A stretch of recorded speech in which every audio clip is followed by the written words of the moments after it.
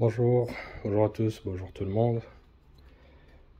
Donc ici aujourd'hui, je vais travailler sur la Charan.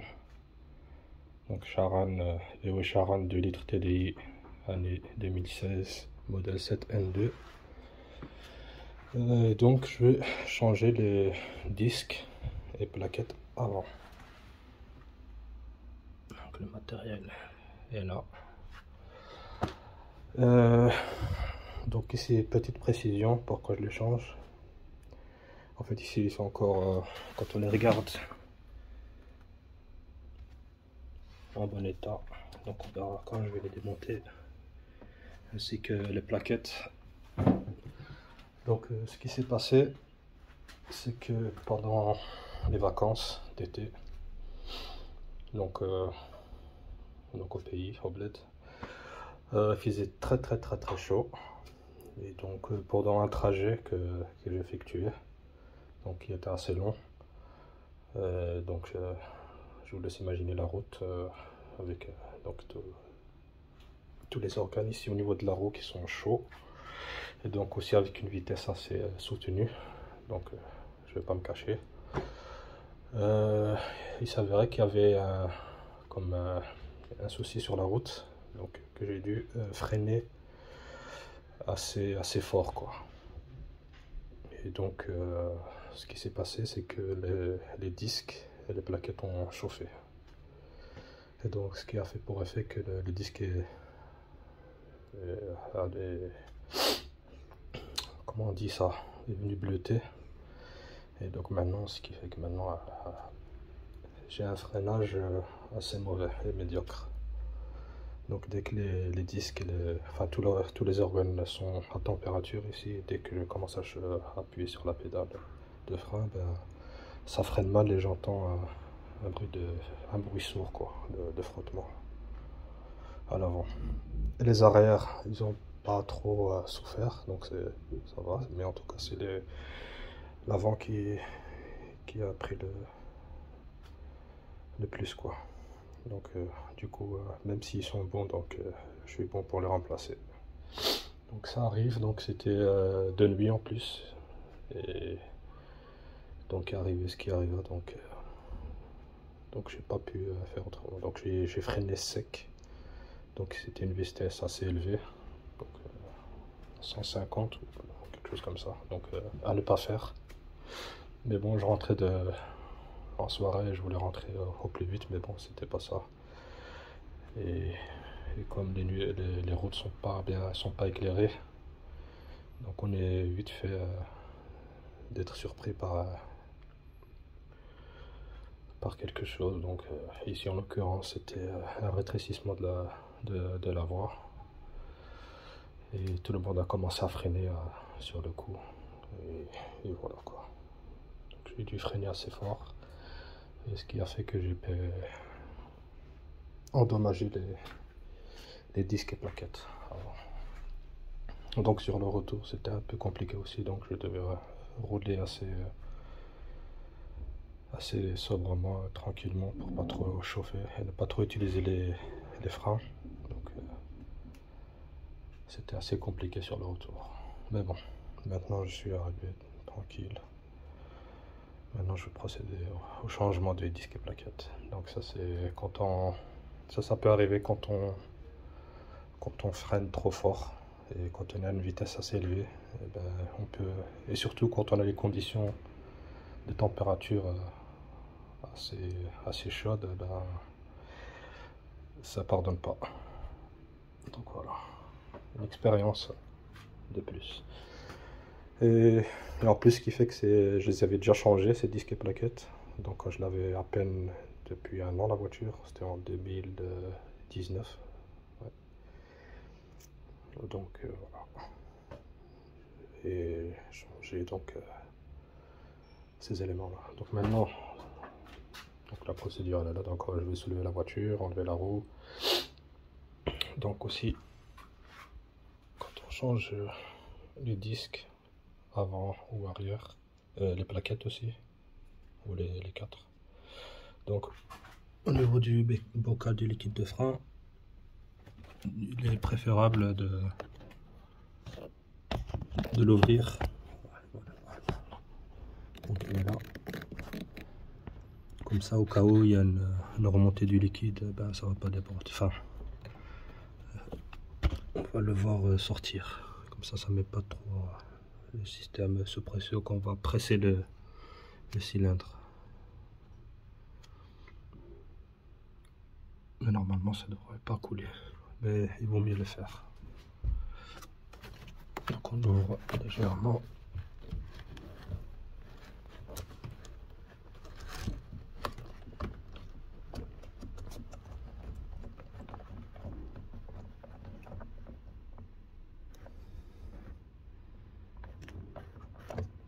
Donc voilà. On peut le voir, j'ai ouvert. Et on le laisse comme ça.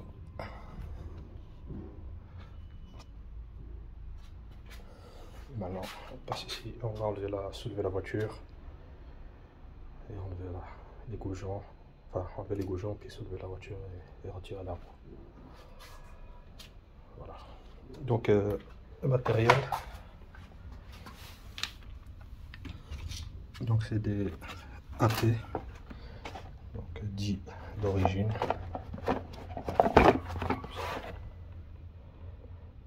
Donc voilà. C'était c'est les mêmes que j'ai mis. Mais je sais pas si ça a un impact. J'avais acheté la même marque. Parce qu'avant j'avais pas fait une vidéo là-dessus. Je débutais. Donc j'avais pas encore. Je faisais pas encore de vidéo.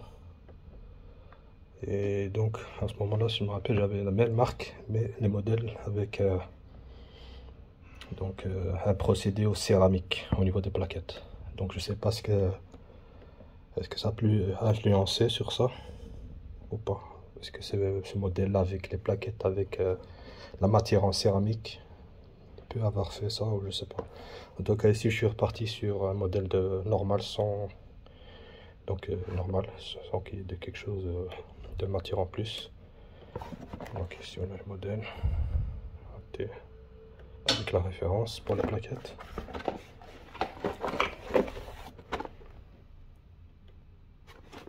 Avant les disques.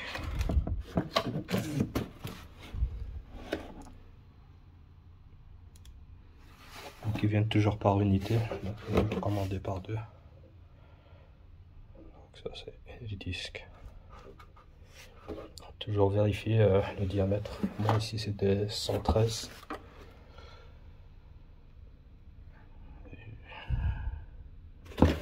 114, donc sur 30. Pardon, 114, qu'est-ce que j'ai dit? 314 x 30.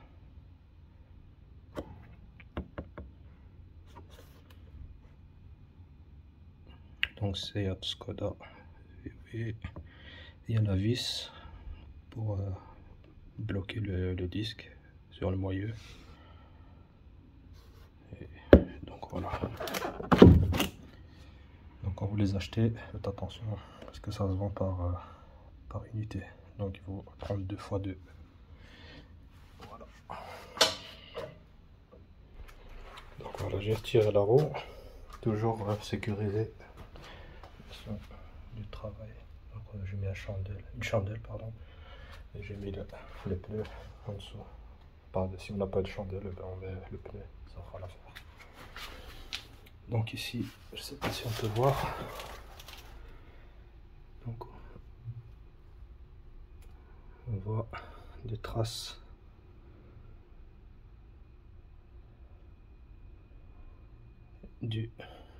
au frein, au freinage. Donc on voit bien que le disque a bien ramassé, enfin je veux dire encaissé. Et ici aussi on voit cette partie là.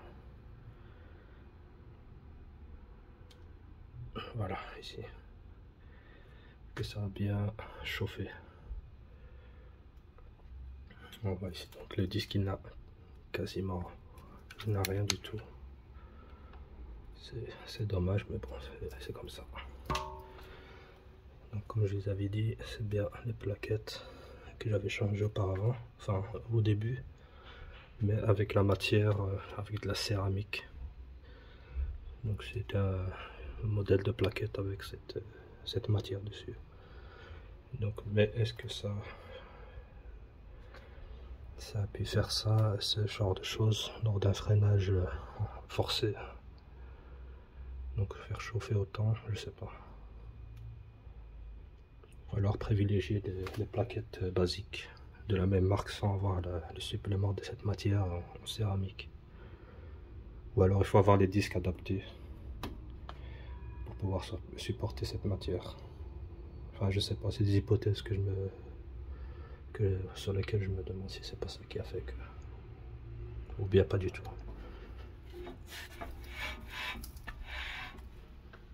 Donc voilà. Donc on voit que là il y a de la garniture encore au niveau des plaquettes.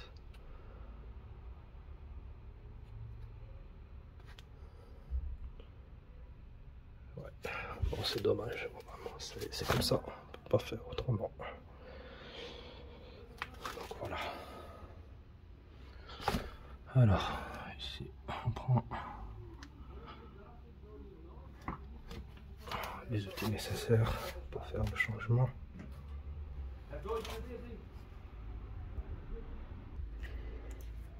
Et donc comme je disais, ça a été déjà, comme je disais, je les avais déjà remplacés. Donc j'avais mis de la pâte pour éviter que la colle, enfin je veux dire que ça colle, la roue ne colle au moyeu. Donc j'ai utilisé ça, pâte céramique, ou bien la pâte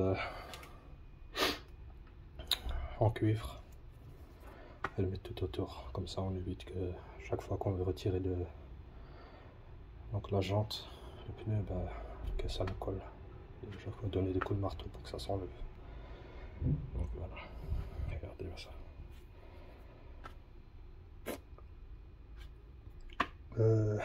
Donc ici, pour repousser le piston,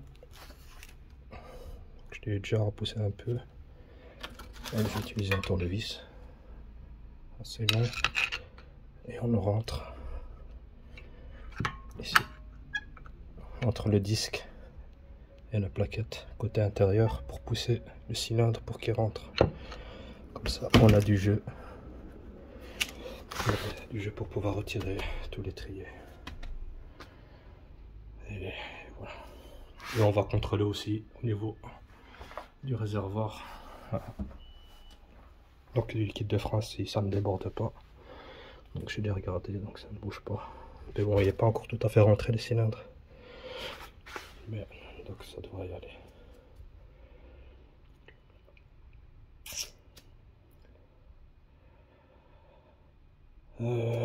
Donc ici on a besoin pour retirer donc les écrous. Donc de l'étrier, une douille de 13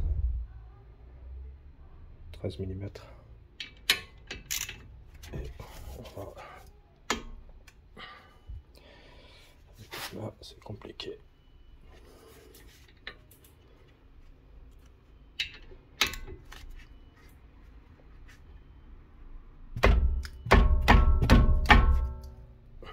Bon, je vais couper. Donc ici, des fois, donc il vaut mieux utiliser la clé plate de 17.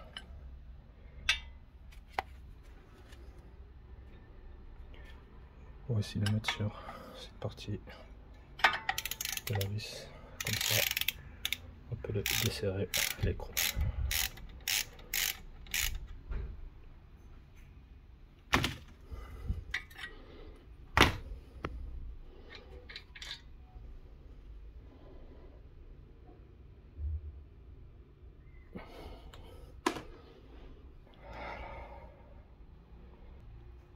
Donc voilà, une fois la partie l'étrier retiré, donc je l'ai mis ici au-dessus.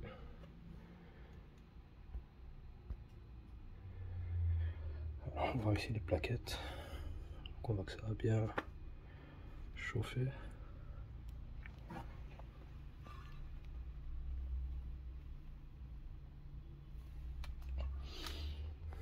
Donc ici le cylindre il est rentré au maximum. Donc ici j'ai pas voulu sortir la boîte avec les outils tant que je trouve. Donc j'ai utilisé la bonne vieille méthode avec une pince multiprise assez longue. Et donc venir presser le cylindre pour qu'il rentre au maximum. Donc voilà.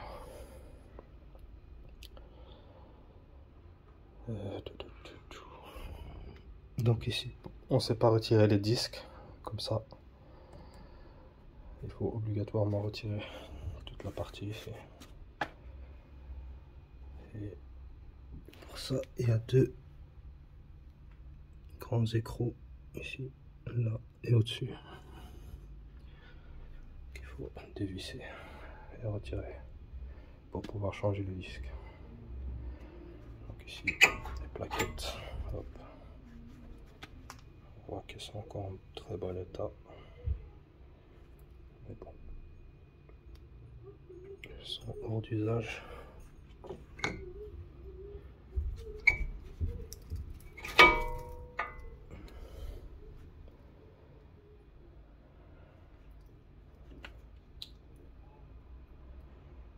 On voit bien que ça a bien chauffé.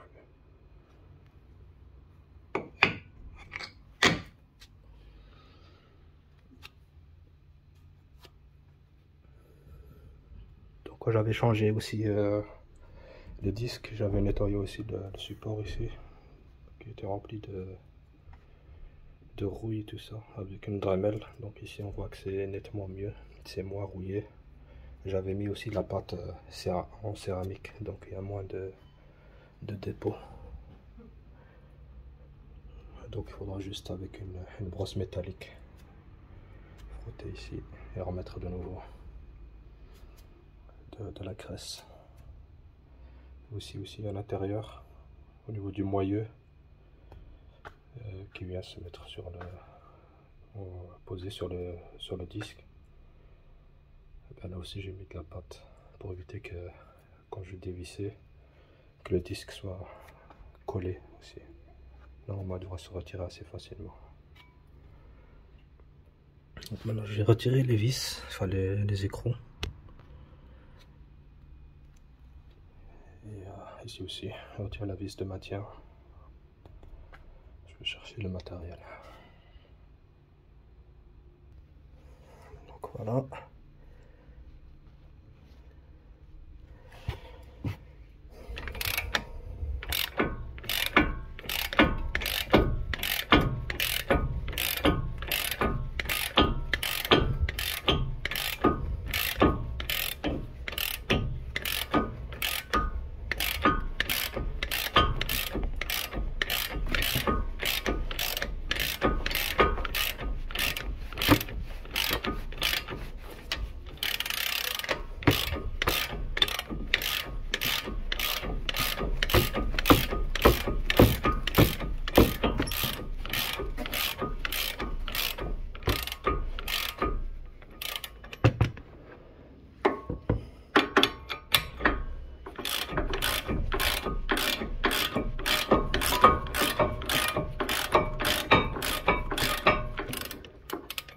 Donc ils sont assez serrés, donc ils sont serrés au couple évidemment, donc il faut une bonne prise.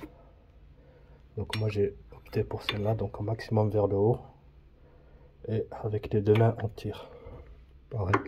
Donc pareil pour la vis du bas. Hop, on la met là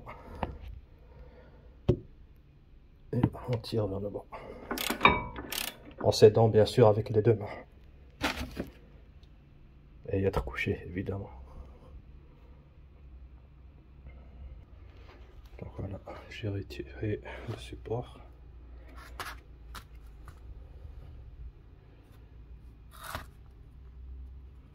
Ici on vérifie que l'axe est toujours libre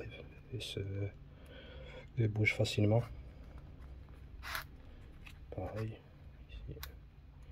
Il y en a que avec le temps ils perdent leur souplesse. Donc, ce qui fait qu'on n'a pas un bon freinage. Donc au niveau des freins. Donc, si on a ce problème là, il suffit de retirer le caoutchouc ici, de sortir tout l'axe, nettoyer et avec du papier de verre, nettoyer l'axe s'il est grippé ou rouillé, et après nettoyer l'intérieur aussi et remettre de la graisse et remettre le tout en place pour que ça fonctionne bien. Donc ici on a les écrous. Normalement il est préconisé de les changer, mais ici comme j'ai pas acheté, donc je vais remettre ceux-là et les serrer avec le couple de serrage. Et je vais peut-être remettre un peu de la pâte à frein, donc du rouge, pour que ça tient encore, pour que ça tient bien. Donc maintenant pour retirer le disque, donc on va utiliser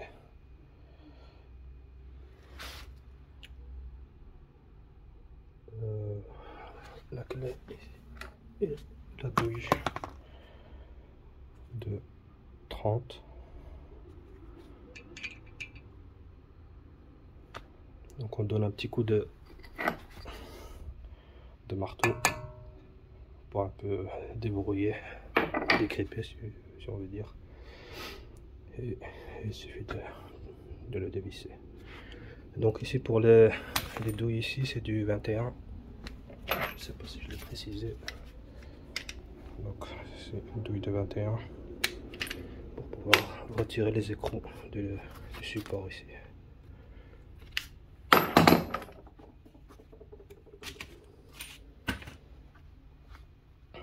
Donc voilà. Donc voilà, ici j'ai dévissé, donc ça vient tout seul. Mais il y en a où c'est rouillé, donc c'est pour ça qu'il faut taper avec le marteau. Mais moi, comme j'avais déjà remplacé, oui, comme j'avais mis aussi de la pâte, donc ce qui fait que ça ne bloque pas. Donc voilà. Donc on voit déjà que le disque il bouge déjà.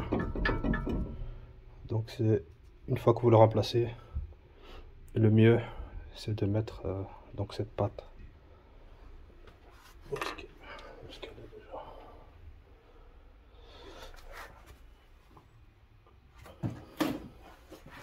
Voilà, donc cette partie, avec la référence ici, vous prenez, vous mettez tout autour du moyeu, ou alors de la pâte à cuivre, en cuivre aussi, ça fait aussi le travail, mais je vais montrer ça. Donc voilà, donc on voit bien la pâte, elle est encore grasse. Donc il n'y a pas de rouille qui s'est installée. J'avais toute cette partie là, donc la première fois était rouillée. Donc elle n'était pas comme vous la voyez maintenant. Donc une fois que j'avais nettoyé tout le moyeu, enlevé toute la rouille, donc avec une dramelle et papier de verre et ainsi de suite, c'était devenu propre. Donc j'ai mis cette pâte tout autour, généreusement. Et donc maintenant quand je la retire, donc 2019 jusqu'à aujourd'hui, 2023, donc vous voyez l'état. Donc il y a juste un petit peu ici, donc ça fait son travail, donc cette partie. Et donc le disque s'enlève facilement, et on voit ici aussi autour, il n'y a rien, quasiment rien. Donc ici on peut voir la partie ici où ça a chauffé, enfin tout le disque a chauffé, il n'y a pas de chipotage. Il y a aussi des méthodes, mais je ne sais pas ce qui est efficace. Il y en a qui prennent les disques ici, pour moi récupérer, s'il est en bon état le disque, et il est encore neuf, donc il a encore sa matière, il n'a pas de bordure. Et il faut rectifier chez un tourneur fraiseur. Donc ici, je sais pas, il faut avoir une connaissance qui travaille dans ce domaine-là, et donc il rectifie toute la partie là. Donc il retire une pellicule des deux côtés pour que ça redevienne utilisable. Donc je sais pas, je vais peut-être les garder et voir si je peux trouver une personne qui peut faire ça Et si ça le fait, ben, soit je garde ces disques ou je les remets en vente vu qu'ils sont encore en très bon état. Et les plaquettes, ça, il n'y a rien à faire. Ça, à la rigueur, ça, il faut le changer, c'est tout. Donc voilà, maintenant ici je vais nettoyer, enlever toute l'ancienne pâte, mettre au propre et remettre de nouveau la pâte de pâte céramique. Et voilà quoi. Ici aussi les boulons ici, je vais les nettoyer avec une brosse métallique ici tout autour. Comme ça ils sont propres et les supports aussi. Je vais les nettoyer de nouveau.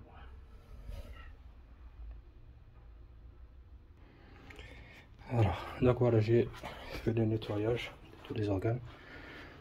Donc le support,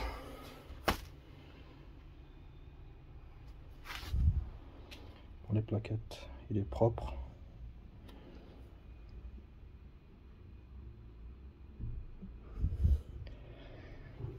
Voilà, nettoyé. Comme ça, j'ai utilisé le Dramel, plutôt Park Size, avec plusieurs embouts nettoyage. Ici aussi au niveau du moyeu, ici la protection là, aussi, je vais nettoyer aussi un peu ici aussi autour, que ce soit plus propre. Le moyeu aussi, je l'ai nettoyé et je vais remettre donc la pâte tout autour, ici aussi, et au niveau du support, là, enfin là où glisse en fait les parties ici. Donc là où passe, où vient se poser les plaquettes de frein. Donc voilà. Maintenant je vais appliquer la pâte et après je vais ouvrir le nouveau disque, le nettoyer, parce que normalement ils arrivent avec une fine couche de graisse pour éviter que ça rouille. Donc pour ça il faut avoir du nettoyant pour plaquettes de frein. Et voilà. Donc ici j'ai mis la pâte sur tout le moyeu. J'ai ouvert la nouvelle boîte avec le nouveau disque. Donc on peut voir, ils sont identiques, la même taille. De toute façon j'avais pris la même référence. Donc on peut voir qu'ils reviennent, ils sont avec un revêtement de protection. Donc ils sont tout gris par rapport aux anciens.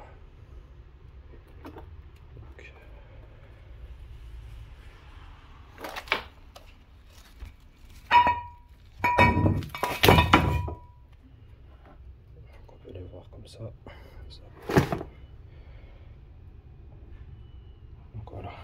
Là je vais passer un peu de nettoyant pour disque et plaquettes sur les deux côtés, intérieur extérieur. Et on va les mettre sur le moyeu. On donne aussi des nouvelles vis, il y en a deux, donc on se mettra là. Et voilà, donc je vais poser le disque et après mettre le support, le fixer et le serrer au couple, et après je mettrai donc la pâte. Alors maintenant je montre où j'en suis. Donc, le disque est posé, donc avec la vis de maintien, j'ai remis de nouveau de la pâte ici au niveau du support de l'étrier. Je mets aussi de la pâte. Je vais utiliser un petit pinceau et j'ai appliqué. Comme ça c'est fait.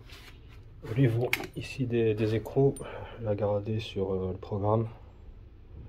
Donc s'ils doivent être réutilisés, ils préconisent pas de les changer.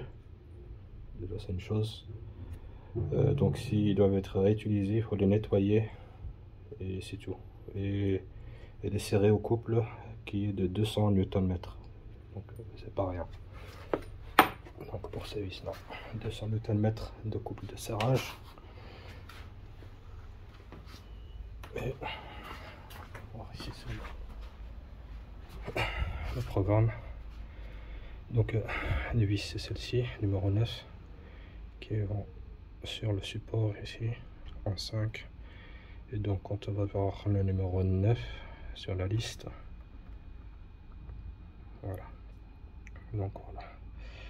Donc clean if used. Donc si il faut les nettoyer pour si on les utilise de nouveau. Et le couple de serrage est de 200 Nm. Donc pour les vis. Les deux.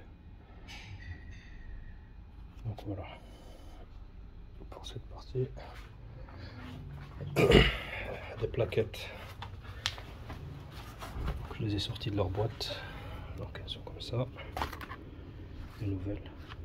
Avec la languette.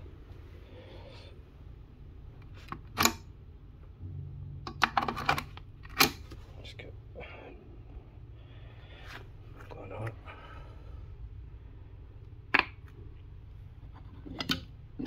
Ce sont les anciennes. J'essaie de voir les références. AT.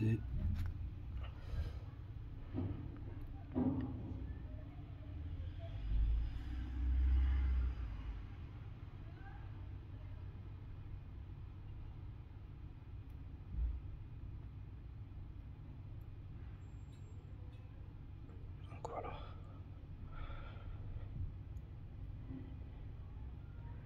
Donc ici ça change. C'est LD 2764 et ici c'est 60 2764. Ici c'est GG GH.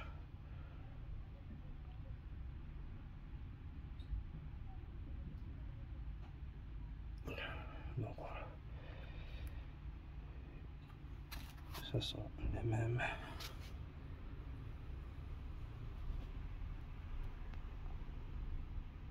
Identiques.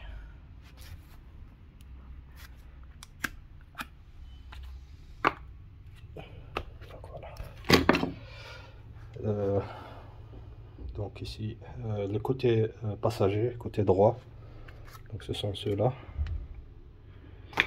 Et le côté gauche, c'est ceux qui ont le capteur ici, donc l'usure de plaquettes. Donc côté conducteur, côté gauche, ils ont donc le capteur ici pour la charge. Donc le côté droit, passager, c'est ceux-là. Il n'a pas de capteur. Pas se tromper. Donc maintenant je vais procéder au montage du support de l'étrier avec ici les écrous. Je vais pas utiliser, enfin je sais pas, ça c'est, je vais en mettre un petit peu, même s'il faut pas, mais bon, je vais quand même en mettre un peu et serrer donc au couple de 200 Nm. Donc je vais utiliser la clé.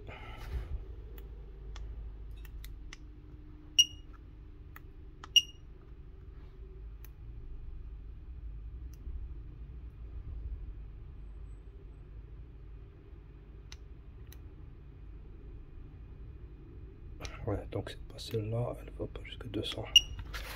Ce sera la grande. Voilà, là j'ai pris la bonne clé.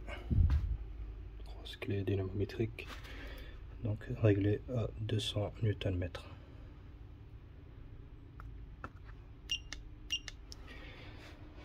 Donc voilà. Plaquette, je mets ici de côté. Et on va poser le support ainsi que les écrous. Je vais mettre un tout petit peu de Loctite, juste ce qu'il faut, et on continue. Donc voilà, je serre maintenant avec la clé à 200 Nm.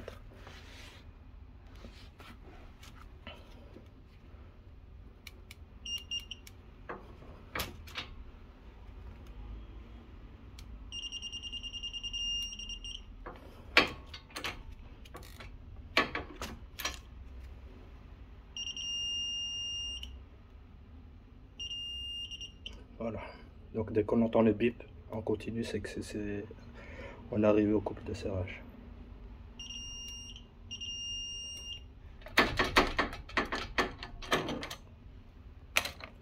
Voilà.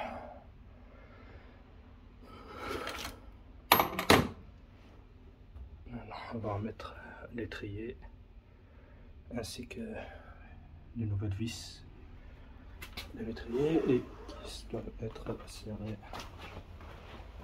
aussi un couple, mais je pense que c'est 40 Nm. Ça doit être juste serré.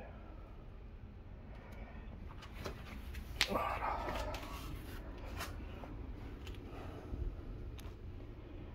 Et dans la boîte, on a les nouvelles vis.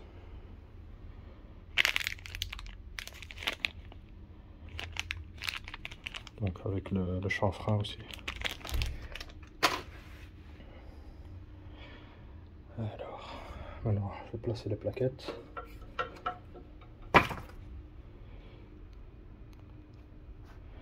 Donc il faut retirer la languette ici. Hop.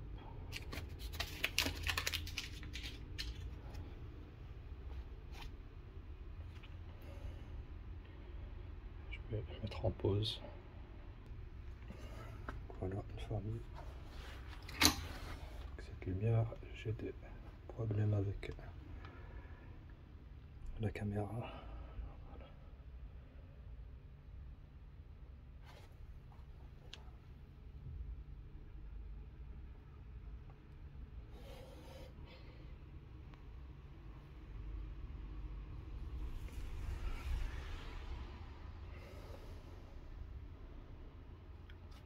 Maintenant on va remettre l'étrier avec les nouvelles vis. Donc voilà, j'ai serré ça comme il faut. Donc tout est mis en place. Donc ici l'étrier bouge encore parce que voilà, le cylindre est rentré. Donc une fois que j'aurai remplacé le côté gauche, donc il faudra juste pomper pour que le cylindre prenne sa place et serre les plaquettes. Donc voilà. Donc l'opération se déroule ainsi pour changer donc les disques avant et plaquettes avant sur la chavanne. Donc avec tout le matériel que j'ai utilisé ainsi que les courbes de serrage. Donc ici on peut serrer soit à la force de ses mains jusqu'au consacre se serrer ou bien prendre ses repères au niveau du programme pour savoir le couple de serrage. Donc voilà pour cette partie. Donc je vais continuer avec le côté gauche, mais je vais pas filmer, donc c'est le même principe, sauf que là il y a juste l'affiche, donc le capteur qui est en plus, qui se trouve ici quelque part. Il faut juste la retirer, c'est juste ça qui est en plus par rapport à la méthode ici du côté droit, c'est tout. Donc voilà, je vais poser la roue maintenant et serrer tout ça.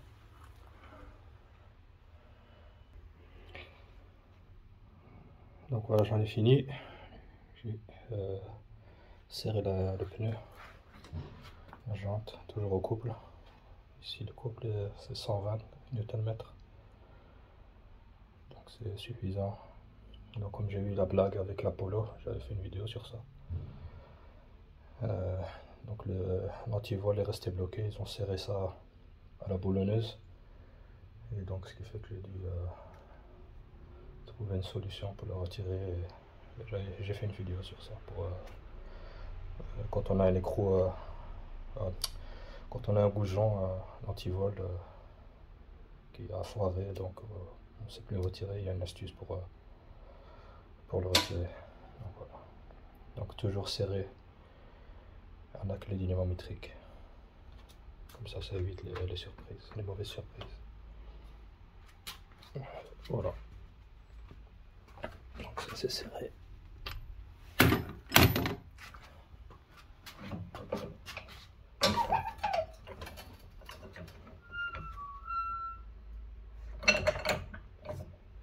Donc voilà, on est fini pour le côté droit. Donc je fais la vidéo ici. Et donc le même principe pour le côté gauche. Une fois terminé, la seule chose à faire c'est de pomper les freins, la pédale de frein pour que l'étrier se remette en place comme il faut. Et voilà quoi. Donc sur ce, je vous remercie encore de me suivre. N'oubliez pas de liker, partager, et si vous avez des commentaires, vous pouvez me laisser, je vais tenter de vous y répondre. Donc voilà, à la prochaine pour une autre vidéo. Au revoir. Portez-vous bien.